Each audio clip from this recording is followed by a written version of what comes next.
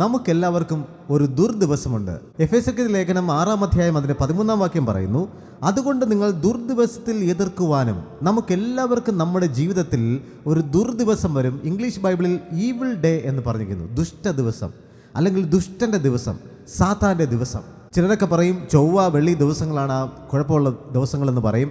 എന്നാൽ അങ്ങനെയുള്ളൊരു ദിവസമല്ല ഈ ദുർദിവസം എന്ന് പറയുന്നത്. അത് ഏത് ദിവസമായിരിക്കും? നേരത്തെ അവൻ അറിയിച്ചുകൊണ്ട് ഒരിക്കലും നമ്മളെ ആക്രമിക്കത്തില്ല. മുന്നറിയിപ്പില്ലാതെ ഏത് നിമിഷവും ആക്രമിക്കുന്ന ഒരു ദിവസം.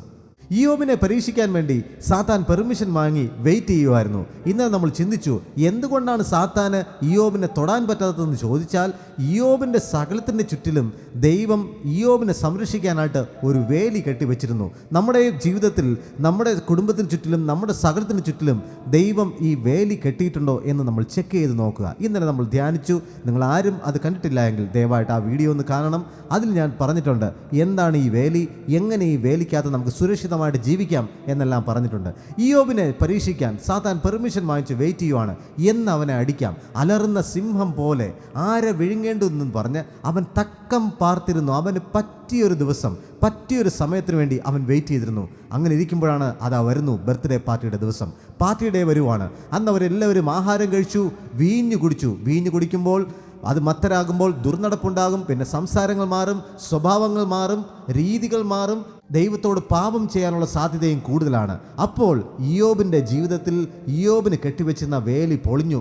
ആ പൊളിഞ്ഞ വേലിയുടെ ആ വിടവിലൂടെ സാത്താൻ അകത്തേക്ക് കയറി. അവൻ അവിടെ കയറി സകലവും നശിപ്പിച്ച് കളഞ്ഞു. പുതിയ നിയമത്തിൽ പറയുന്നു, സാത്താൻ വരുന്നത് എന്തിനാണ്? മോഷ്ടിപ്പാനും അറുപ്പാനും മുടിപ്പാനുമാണ് കള്ളൻ വരുന്നത്. അതുകൊണ്ട് സാത്താൻ വെയിറ്റ് ചെയ്തിരുന്നു. എന്ന് അവനെ അടിക്കാമെന്ന് വെയിറ്റ് ചെയ്തിരുന്ന ആ ദിവസം തന്നെ അവൻ കടന്നു വന്നു, സകലത്തിനെ നശിപ്പിച്ചു കളഞ്ഞു. ആ ദുർദിവസം. പ്രിയമുള്ളവരെ, നമ്മുടെ ഓരോരുത്തരുടെയും ജീവിതത്തിൽ ഈ ദുർദിവസങ്ങൾ ഉണ്ടാകും. അതുകൊണ്ട് വേദപുസ്തകം ശക്തമായ മുന്നറിയിപ്പ് നമുക്ക് തരുന്നു. ഈ ദുർദിവസത്തിൽ നമ്മൾ കരുതിയിരിക്കണം. ഏതാണ് ആ ദിവസം നമുക്ക് നേരത്തെ അറിയാൻ കഴിയത്തില്ല. എങ്കിലും ചില സൂചനകൾ വചനം നമുക്ക് തരുന്നുണ്ട്. ഏതാണ് ആ ദുർദിവസം? പാപത്തിന് നമ്മൾ വഴി തുറന്നു കൊടുക്കുന്ന ഒരു ദിവസം, അതുപോലെ ദൈവത്തെ മറക്കുന്ന ഒരു ദിവസം, ദൈവത്തെ സംശയിക്കുന്ന ദിവസം, പ്രാർത്ഥനയില്ലാതെ ഇരിക്കുന്ന ദിവസം, ദൈവത്തെ സ്തുതിക്കാതെ സ്തോത്രം ചെയ്യാതെ ആരാധിക്കാത്ത ദിവസം. ആ ഒരു ദിവസത്തിൽ നമ്മൾ സൂക്ഷിച്ചു കൊള്ളണം. പിശാച് കയറി വന്ന് നമ്മളെ ആക്രമിക്കാൻ സാധ്യതയുണ്ട്.